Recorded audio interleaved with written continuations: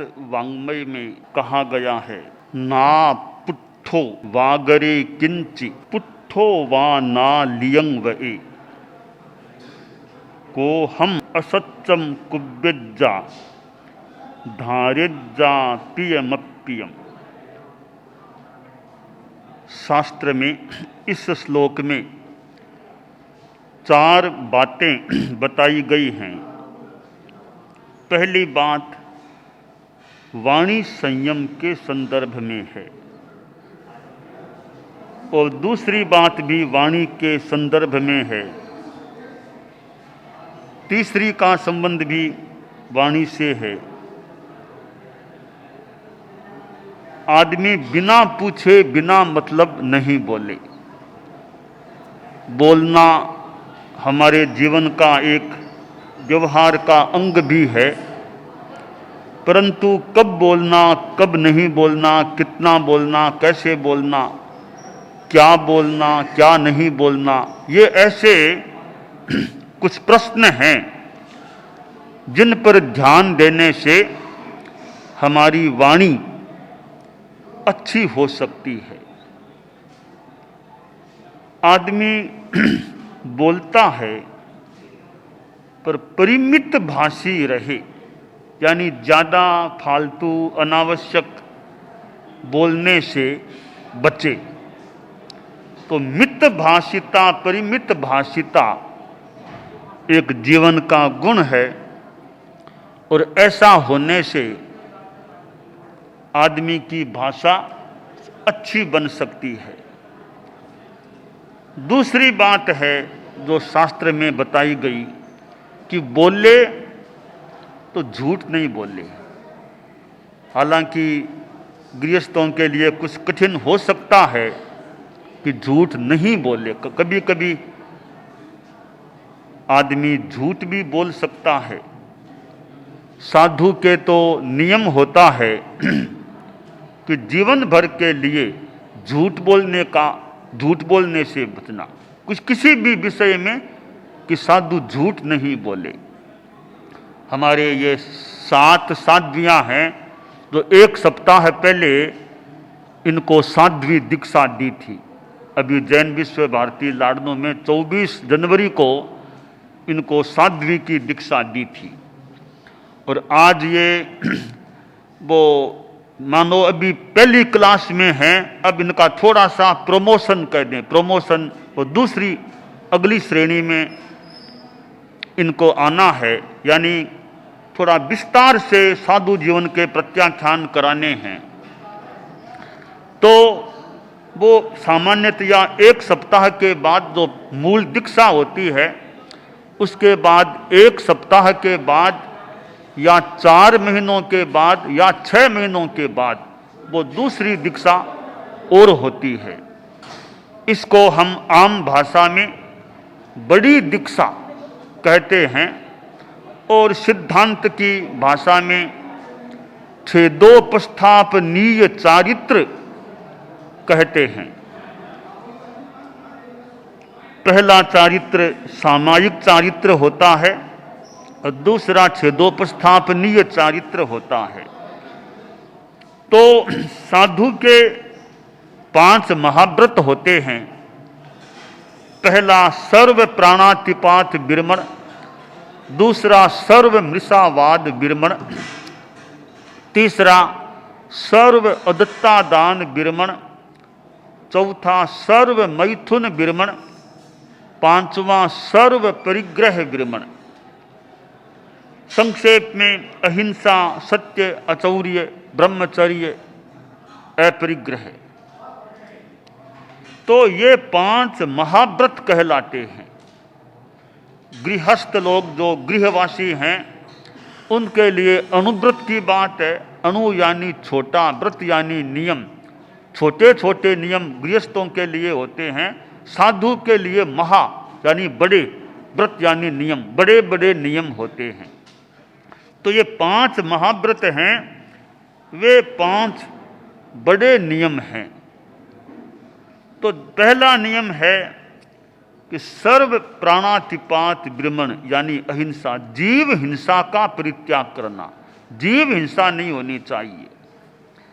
चलते हुए भी कोई जीव कीड़ा मकोड़ा पैर से न मर जाए, इसका भी ध्यान रखना। और जानबूझकर तो किसी को मारने का प्रयास ही नहीं करना।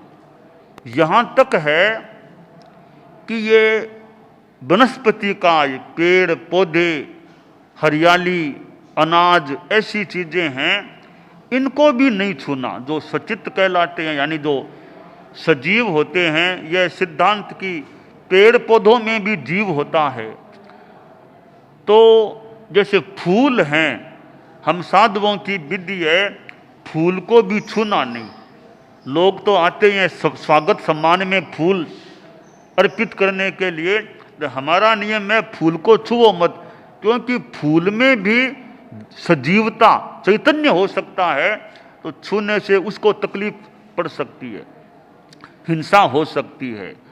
तो यह एक सूक्ष्म निर्देश है कि साधु हिंसा से बचे। साधु के नियम होता है कि रात्रि में भोजन नहीं करना। सूर्य अस्त होने से लेकर वापिस सूर्य उदय हो, यह रात्रि का काल है। इस काल में भोजन भी नहीं करना और पानी भी नहीं पीना, क्योंकि अब रात में कोई पानी पिए, खाना खाए तो कोई मच्छर जीव जंतु कोई पड़ जाए भोजन में, पानी में, वो मर जाए, हिंसा हो जाए। तो हिंसा होनी नहीं चाहिए साधु के संदर्भ में। दूसरी बात है कि रात को नहीं खाना तो संयम हो गया। दिन में खाना जो खा लिया, जो विधिवत है, रात में एकदम भोजन भी नहीं करना और पानी भी नहीं पीना। मई का महीना हो, जून का महीना हो, रात में पानी नहीं पीना। कोई भी महीना हो, पानी रात को भी नहीं, रात को पीना ही नहीं, यह नियम है। तो इसमें संयम हो जाता है, जीवन भर का फिर संयम हो गया। अब रात को नहीं खाना नहीं पीना। तो ये अहिंसा से जुड़े हुए हैं। अब हमारे यहाँ ये मुख पर पट्टिका लगाते हैं साधु, मुख, ये हमारे सैकड़ों वर्षों की परंपरा है कि साधु के ये होनी चाहिए। इसमें भी अहिंसा की बात है। और भी बातें जोड़ सकते हैं। मुख्य बात अहिंसा की कि हम बोलते हैं तो हमारे जो वॉइस, आवाज निकलती है, उससे भी वायु, जो एयर वायु है, उसमें भी वो भी जीव है, तो उसके जीवों की हिंसा हो सकती है। तो यह रखो ताकि सीधी आवाज यूं बाहर न जाए, उस हिंसा से बचने के लिए। और यह पट्टी है, यह मानो यह प्रेरणा भी ली जा सकती है कि वाणी का संयम रखना है। मैं साधु हूं, मुझे वाणी का संयम रखना है, यह प्रेरणा मिल सकती है। तीसरी एक शिष्टाचार की बात है। कई बार आदमी बोलता है तो बोलते बोलते थूक भी, थोड़ा थोड़ा थूक उछल जाता है।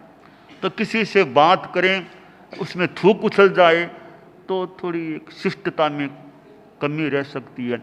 या कोई शास्त्रों को पढ़ें, बोलें, थूक शास्त्रों पर पढ़े, वो भी बढ़िया नहीं। तो ये पट्टी है तो थूक उछलने वाली समस्या भी नहीं रहती है। तो यूं इस मुख भस्त्रिका से अनेक लाभ हो सकते हैं। तो एक पहला महाव्रत है कि हिंसा नहीं करना, हिंसा से बच के रहना। अब दूसरा है सत्य का, सर्व मृषावाद विरमण, यानी कभी झूठ नहीं बोलना। भले कुछ तकलीफ आए तो आ जाए, साधु को झूठ नहीं बोलना। न गुस्से में आकर झूठ बोलना, न लोभ से झूठ बोलना, न भय के मारे झूठ बोलना, न हंसी मजाक में झूठ बोलना। साधु की जबान से झूठ बात नहीं निकलनी चाहिए। भले कुछ कष्ट आए तो सहन कर लो, पर झूठ नहीं बोलना। यह साधु का जिंदगी भर का दूसरा महाव्रत है। तीसरा है कि अचौर्य, कभी चोरी नहीं करना। छोटी से छोटी चीज भी लेनी है तो मालिक की आज्ञा लेकर, पूछकर, बिना पूछे किसी की चीज काम नहीं लेना। अखबार भी पढ़ा है, मान लो, लेना है तो पूछो, भी मैं पढ़ लूँ, ले लूँ क्या इसको। यानी चोरी किसी रूप में साधु के द्वारा नहीं होनी चाहिए। तो यह तीसरा महाव्रत होता है। चौथा है कि जिंदगी भर फिर दीक्षा ले ली, अब ब्रह्मचर्य जिंदगी भर के लिए पालना। पांचवा है सर्व परिग्रह विरमण, यानी अपरिग्रह। साधु के पास रुपया, पैसा, जमीन कुछ भी उसके मालिकाना में नहीं होनी चाहिए। तो साधु के न कोई अपना मकान, न कोई मंदिर अपने मालिकाना में, 1 इंच की जमीन नहीं, 1 रुपया क्या 1 पैसा भी साधु के मालिकाना में नहीं। यह साधु का अपरिग्रह का जीवन है, अकिंचनता का है, कि साधु के पास अपना कोई परिग्रह नहीं है। खाना चाहिए तो भिक्षा से, आप लोग जैसे गृहस्थ हैं तो आपके घरों में मान लो गए, साधु को तो खाना बनाना भी नहीं है, क्योंकि खाना बनाने में भी जीव की हिंसा हो सकती है। अग्नि है, वनस्पति, पानी से जीव की हिंसा, कभी कसारी आदि भी कोई मर जाए तो साधु खाना न तो पकाए न दूसरों से अपने लिए पकवाए। अब तो काम कैसे चलेगा, जीवन कैसे चलेगा? तो क्या माँ दुकरी भंवरे की तरह, भंवरा जैसे घूमता है, एक फूल पर गया थोड़ा सा रस पिया, अगले पर गया थोड़ा सा वहां पिया। कहते हैं भंवरा फूल का सारा रस नहीं पीता, थोड़ा थोड़ा पीता है, अपना काम भी चल जाए, फूल को भी कोई म्लान होने का अवसर नहीं मिले। इसी तरह साधु भंवरे की तरह गृहस्थों के घरों आदि में जाएं। जैसे ये तो नियम है ही कि शाकाहार, मांसाहार तो खैर होना ही नहीं चाहिए। दूसरा नियम है साधु के लिए बनाए नहीं, आपके घरों में जैसा सहज बनता है घरों आदि में, तो वहाँ गए, आपके घर में मान लो 15 रोटियां आपके परिवार के लिए बनी थी, तो साधु गया, आपने 15 में से आधी रोटी साधु को दे दी। आपके घर गए, थोड़ी सी आपके घर से, थोड़ी इनके, क्यों कई जगह जाकर के ले ली, तो आपके 15 रोटियों में से आधी रोटी साधु को दे दी, तो क्या फर्क पड़ेगा पीछे?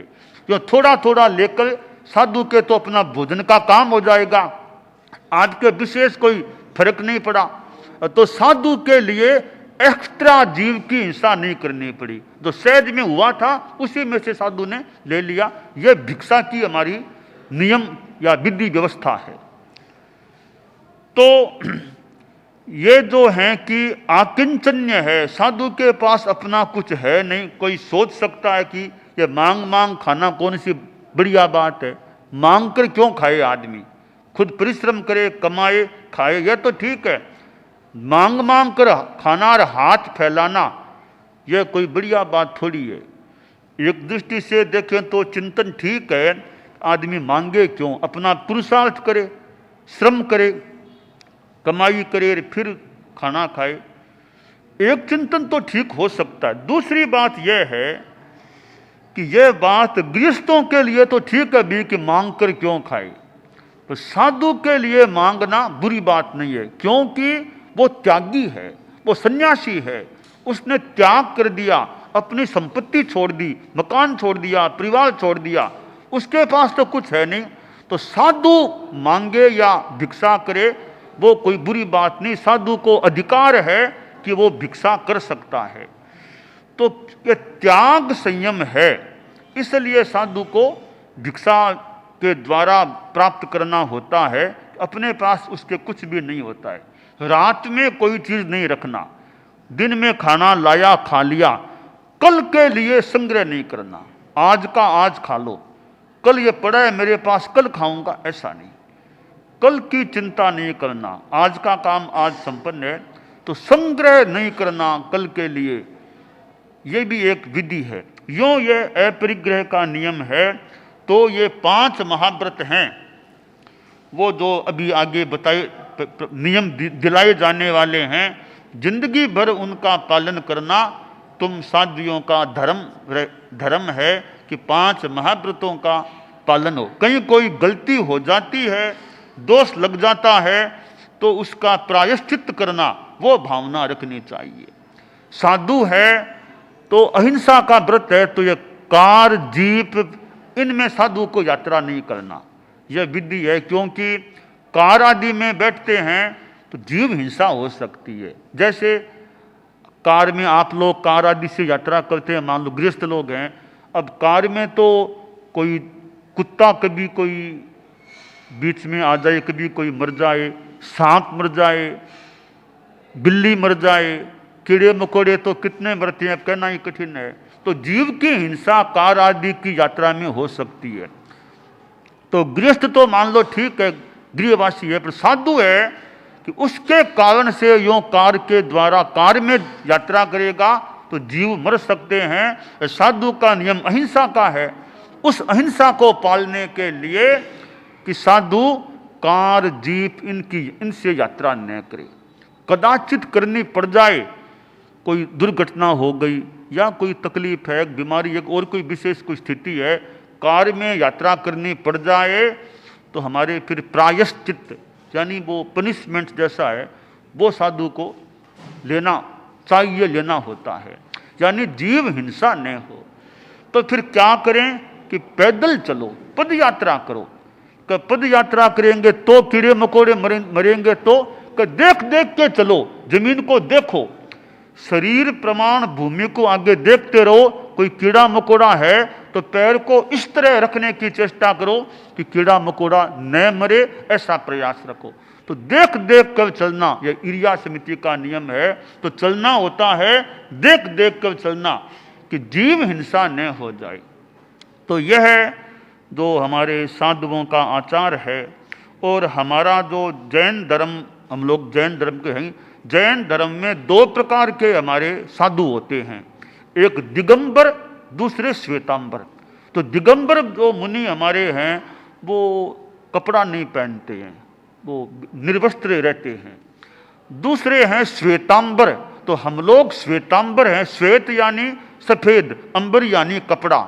हम लोग सफेद कपड़ा रखने वाले जैन धर्म के संत ये साधियाँ लोग हैं।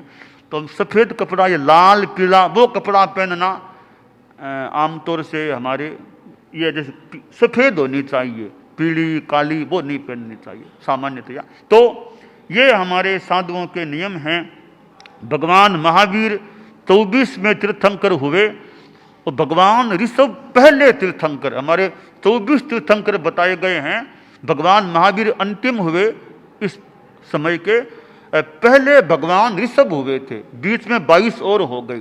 तो ये जैन धर्म में बताए गए हैं। जैन धर्म में जो दिगंबर श्वेतांबर हैं, श्वेतांबरों में भी अनेक संप्रदाय हैं। तो हमारा संप्रदाय है वो तेरा पंथ है। हे प्रभो यह तेरा पंथ, कि प्रभो यह पंथ तुम्हारा है, हम तो चलने वाले पथिक हैं, राहगीर हैं। तो तेरा पंथ, तेरा योर, एक तो 11-12 तेरा वो भी एक अर्थ है, दूसरा तेरा तुम्हारा, यह तेरा पंथ है, मेरा नहीं तेरा पंथ है, मैं चलने वाला एक राहगीर हूं। तो ये हमारे संप्रदाय का नाम तेरा पंथ है। आज से लगभग 262 वर्ष पहले, 262 वर्ष पहले हमारे इस संप्रदाय का प्रारंभ हुआ था। हमारे पहले गुरु आचार्य भिक्षु हुए थे, उनके बाद गुरु परंपरा चली, आचार्य परंपरा। 9वें गुरु हमारे आचार्य तुलसी हुए थे, जो काफी प्रसिद्ध थे अपने समय में, आज भी उनका नाम है। उनके उत्तराधिकारी 10वें आचार्य महाप्रज्ञ जी हुए, जो कुछ वर्ष पहले उनका भी महाप्रयाण हो गया था। बड़े विद्वान थे, अच्छा साहित्य बहुत था उनका। तो वे 10वें गुरु थे। तो यूँ हमारी अतीत में 10 गुरुओं की यह परंपरा रही है, वर्तमान में भी आगे परंपरा हमारी चल रही है। तो ये हमारे तेरापन धर्म संघ में ये साधु भी होते हैं, साध्वियाँ भी होते हैं। वर्तमान में लगभग 160 के लगभग तो साधु लोग हैं और 550 से भी ज़्यादा ये नन्स साध्वियाँ हैं। और हमारी समन श्रेणी भी है, जो एक थोड़ी जूनियर कैटेगरी है साध्वियों से। तो वो लोग हैं तो सन्यासिन, उनको छूट है, वो वाहन का उपयोग करके विदेश में भी जाते हैं, देश में भी यात्रा कर लेते हैं।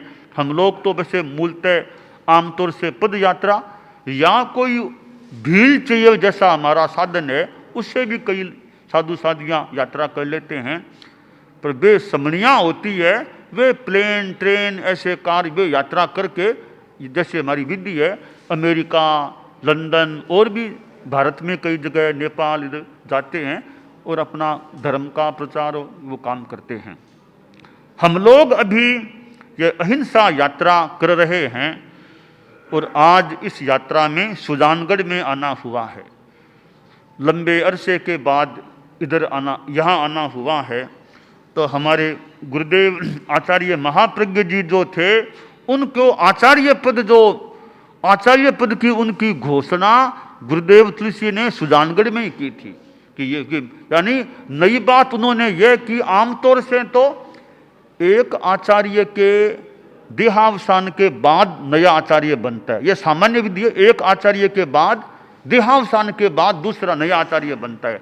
वो पहले निर्णय तो प्राय कर देते हैं कि मेरे बाद यह होगा, पर आचार्य पद है वो पूर्व आचार्य के महाप्रयाण के बाद में दिया जाता है। आचार्य तुलसी ने नया काम यह किया हमारे संप्रदाय में, उन्होंने अपने मौजूदगी में आचार्य पद को छोड़ दिया और अपने उत्तराधिकारी महाप्रज्ञ जी थे उनको आचार्य बना दिया। तो वो आचार्य बनाने की घोषणा हमारे संघ में प्रथम बार इस रूप में हुई थी, वो उन्होंने सुजानगढ़ में की थी। यह सन 1900 और संभवतः कोई 94 की बात होगी, यहीं पर घोषणा की थी। 18 फरवरी का दिन रहा होगा। तो वो सुजानगढ़ में उन्होंने नया काम, हमारे धर्म संघ में पहला काम, नया काम किया था। फिर कुछ वर्षों तक गुरुदेव तुलसी भी विद्यमान रहे और आचार्य वो महाप्रज्ञ जी बन गए थे। दिल्ली फिर पधारे, दिल्ली में ऑफिशियल एक प्रोग्राम में उनको आचार्य के रूप में पदासीन बनाया गया था। तो सुजानगढ़ हमारा एक ये थली क्षेत्र का, आज थली में हमारा आना हुआ है। यह थली, या चूरू, जिलार, ये बीकानेर, ये जो हैं, इसको हम लोग थली कहा करते हैं। तो लंबे अरसे के बाद, जो लाडनू तो वैसे मारवाड़ में हो गया, सुजानगढ़ थली का क्षेत्र है। तो आज थली में आना हुआ है और सुजानगढ़ में हमारे छठे गुरुजी थे आचार्य मानक गणित, उनका महाप्रयाण यानी देहावसान वो सुजानगढ़ में ही हुआ था। तो यूँ सुजानगढ़ हमारे धर्म संघ के अनेक ऐतिहासिक प्रसंगों से भी जुड़ा हुआ है। तो ऐसे क्षेत्र में आज हमारा थली में भी प्रवेश हुआ है और सुजानगढ़ में भी आना हुआ है। अनेक गणमान्य व्यक्ति भी उपस्थित हुए हैं, जिनसे पहले भी हमारा मिलना भी कईयों से तो होता रहा है। संभवतः कईयों से या सभी से पहले मिलना आज सुजानगढ़ में पुनः आगमन हुआ है। तो हम अहिंसा यात्रा में ये सद्भावना, नैतिकता, नशा मुक्ति की बात बताया करते हैं। तो थली में भी ये सद्भावना, नैतिकता, नशा मुक्ति की चेतना पुष्ट रहे। मंगल कामना।